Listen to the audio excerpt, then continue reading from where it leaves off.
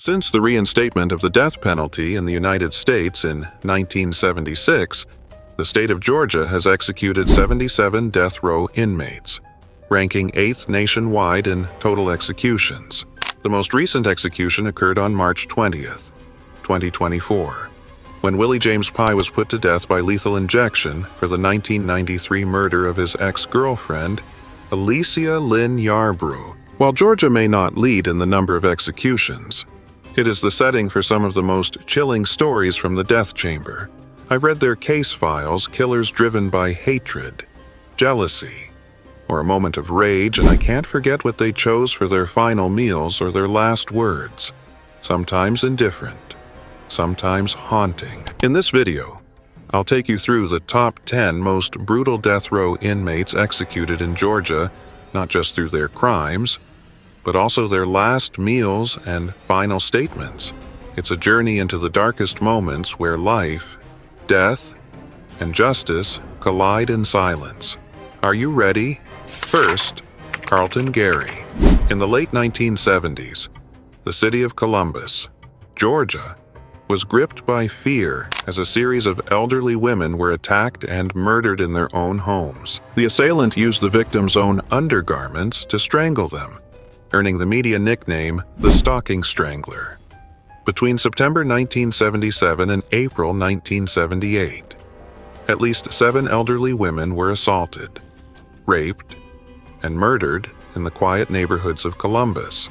The cases shared common elements. The victims were elderly women living alone, attacked in their residences, often raped, and strangled with their own undergarments. The brutality and pattern of the crimes left the community in fear and challenged law enforcement in identifying the perpetrator, Carlton Gary, born on September 24, 1950, in Columbus, Georgia, had a criminal history of theft and had been convicted of armed robbery.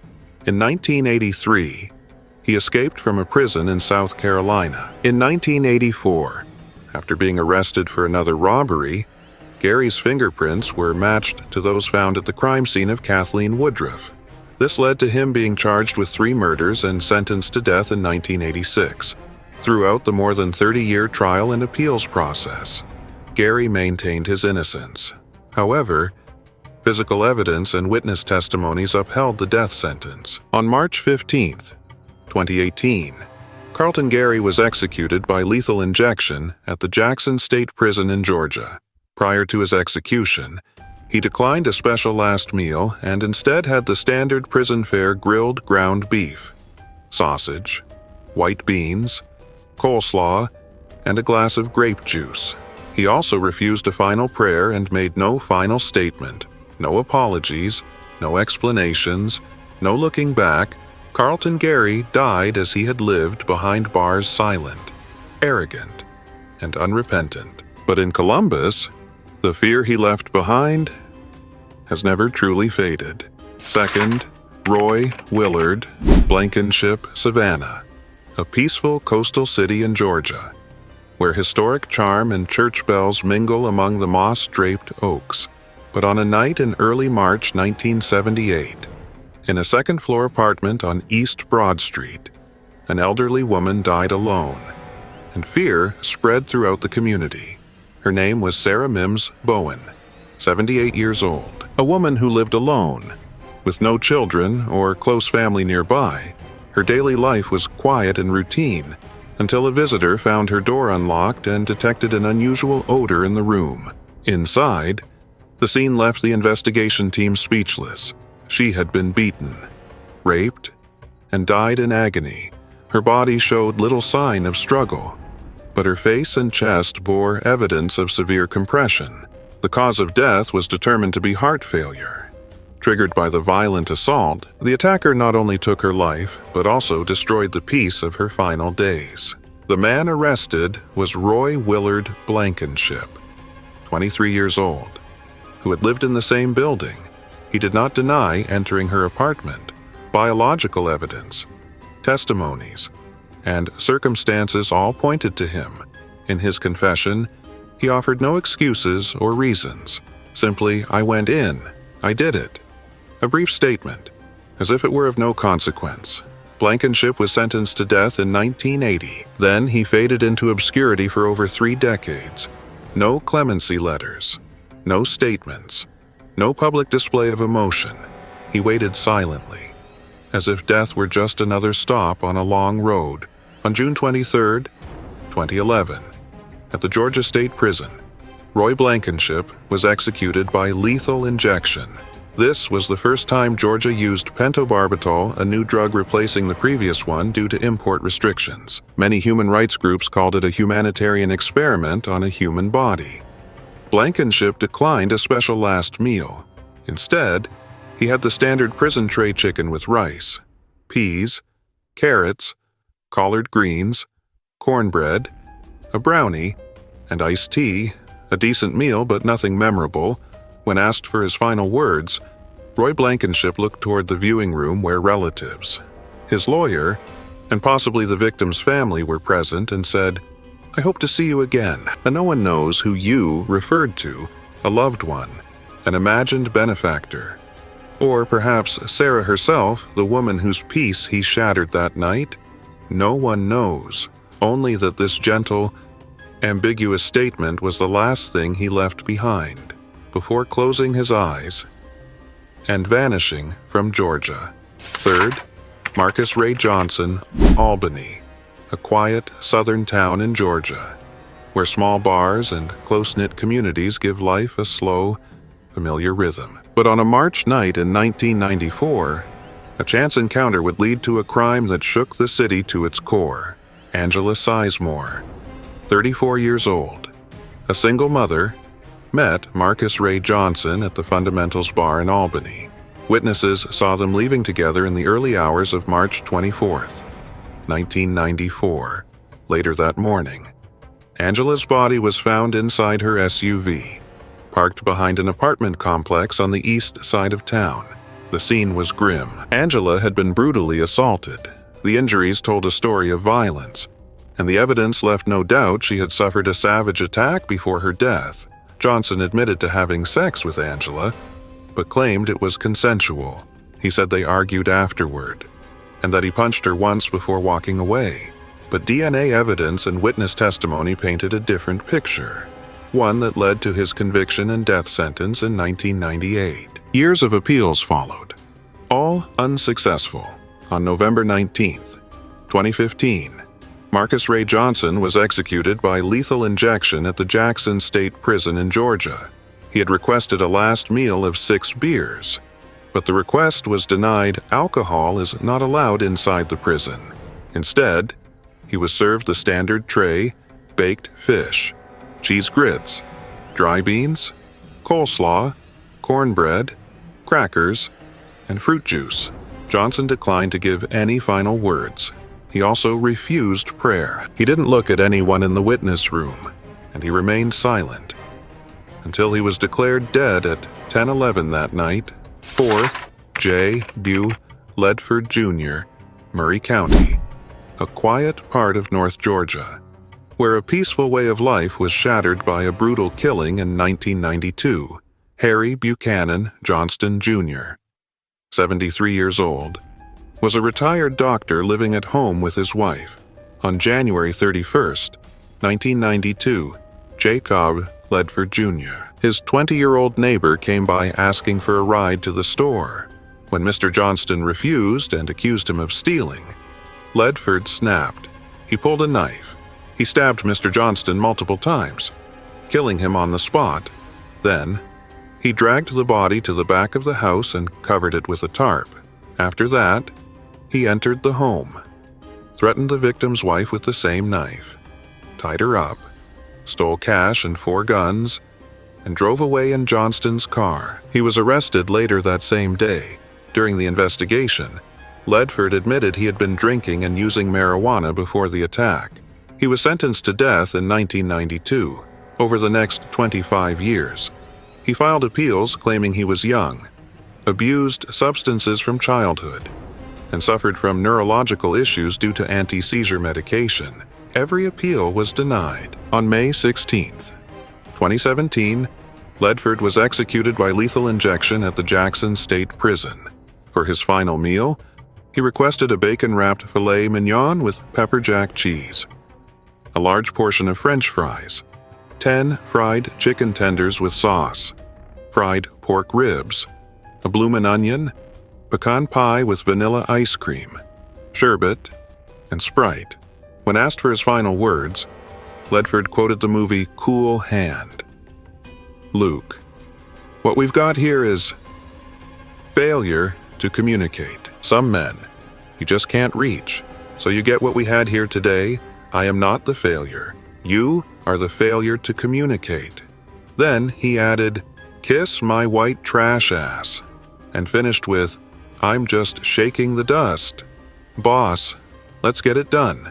No apology, no remorse, just defiance and mockery. Right to the end." Fifth, Troy Davis, Savannah, the historic port city of Georgia, where moss-covered squares and colonial brick echo with old-world charm. But on an August night in 1989, in the parking lot of a Burger King, a police officer fell, and one of the most controversial death penalty cases in American history began. His name was Mark Allen McPhail. He was 27 years old, a husband, a father of 2 young children. He was off duty that night, working a part-time security shift. When he saw a homeless man being attacked, he stepped in to help. Moments later, he was shot and killed. Troy Anthony Davis, just 20 years old, was arrested and charged with the murder. In his 1991 trial, Davis was sentenced to death, despite the absence of physical evidence linking him to the crime. The murder weapon was never found. Later, 7 of the 9 key witnesses recanted or altered their testimony, many saying they had been pressured or threatened by police. Over the next 2 decades, Davis's case became the center of a global movement. Amnesty International, Pope Benedict XVI, former President Jimmy Carter, Archbishop Desmond Tutu, and countless others called for clemency. But every appeal was denied, every plea ignored. On September 21st, 2011, at the Jackson State Prison in Georgia, Troy Davis was executed by lethal injection. He refused a special last meal and chose to fast instead. Before his death, Davis turned to the glass, where the family of Officer McPhail was watching, and said, "I want to talk to the McPhail family. I know, even in this situation, you still believe I'm the one who took your father, your son, and your brother, but I am innocent. I did not have a gun that night. I did not kill your loved one, but I am sorry for your loss. I really am deeply sorry.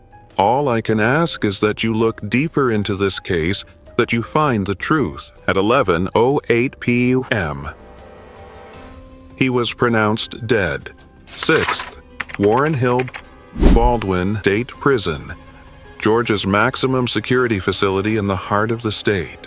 It's where many have taken their final breath. But on the night of January 27th, 2015, the execution room welcomed a man that even some state officials weren't sure should die. His name was Warren Lee Hill. In 1985, Hill shot and killed his former girlfriend, Myra Wright. The court gave him life in prison. He began serving his sentence at Lee Correctional Facility in Leesburg, Georgia. Then, in 1990, he used a wooden broomstick to beat his cellmate to death. The victim, Joseph Handspike, was intellectually disabled and also serving a life sentence. When asked why, Hill said simply, "I couldn't take him one more day." This time, the court sentenced him to death, and from there, Hill's story turned into something more than just another case. It became a question of capacity and whether someone with an intellectual disability should ever be executed. 7 medical experts, including 3 appointed by the state, concluded that Hill was intellectually disabled. His IQ hovered around 70, on the cusp of the legal threshold set by the U.S. Supreme Court in Atkins v. Virginia, which prohibits executing people with intellectual disabilities. But Georgia stands alone. It is the only state that demands proof beyond a reasonable doubt for intellectual disability, a nearly impossible legal standard. Hill's appeals failed. even as the United Nations, Amnesty International, human rights advocates, and former President Jimmy Carter pleaded for mercy, nothing changed. On January 27, 2015, Warren Hill was executed by lethal injection at Jackson State Prison. Outside, people gathered in protest and prayer. A former prison guard who had watched over Hill wrote a letter asking the state to spare his life. Hill didn't request a special last meal. He was served the standard tray shepherd's pie, mashed potatoes, red beans, coleslaw, cornbread, sugar cookies, and fruit juice. He gave no final statement, no apology, no plea. Warren Hill died in silence, a silence so profound it felt suffocating. And Georgia did what much of the justice system had tried to avoid. It executed a man who may never have fully understood what he had done. 7th, William Sallie Alma, a small town in Bacon County, southern Georgia, where cornfields and pine forests stretch alongside dusty back roads. In a place like this, divorce was hard enough, but no one could have imagined that a custody dispute would end in a father-in-law's murder. His name was John Moore, 57 years old, a calm, steady man who lived in a wooden house deep in the woods with his wife and 2 daughters on March 29, 1990, just after 2 a.m. The Moore family was jolted awake by pounding on the door and screams in the night. Outside stood William Sallie, their former son-in-law, recently divorced from their daughter just 1 week earlier. Sallie was armed. He burst into the house and shot John Moore dead in front of his wife and children. He then wounded his mother-in-law, tied up his ex-wife and her sister, and kidnapped his 2-year-old son before fleeing the scene. A manhunt followed. Hours later, Sallie was arrested. The child was unharmed. The case moved swiftly. In 1991, he was sentenced to death. Sallie admitted to the killing but blamed emotional instability following the divorce. He claimed his ex-wife had interfered with his visitation rights, but to the jury, it sounded like the excuse of a man desperate to regain control through blood. Over the next 25 years, Sallie filed numerous appeals. His new attorneys argued that his original lawyer failed to present evidence of a violent childhood, an alcoholic and abusive father, but the courts refused to reopen the case. On December 6, 2016, at Jackson State Prison, William Sallie was executed by lethal injection. It was the 9th and final execution in Georgia that year. For his last meal, he requested a medium pizza with sausage and pepperoni, spicy chicken wings, and a large soda. Before the injection, William Sallie said, "I just want to say I am very, very sorry for my crime. I truly am sorry, a late apology." And so, Georgia closed another chapter written in blood born from the collapse of a family. 8. John Wayne Connor, Milan, Georgia, a town of red clay roads and endless cotton fields. Here, on the night of January 9, 1982, a murder unfolded. It wasn't driven by hate or greed, but by alcohol, anger, and a careless remark. The victim was James T. White, 29 years old, a childhood friend of John Wayne Connor.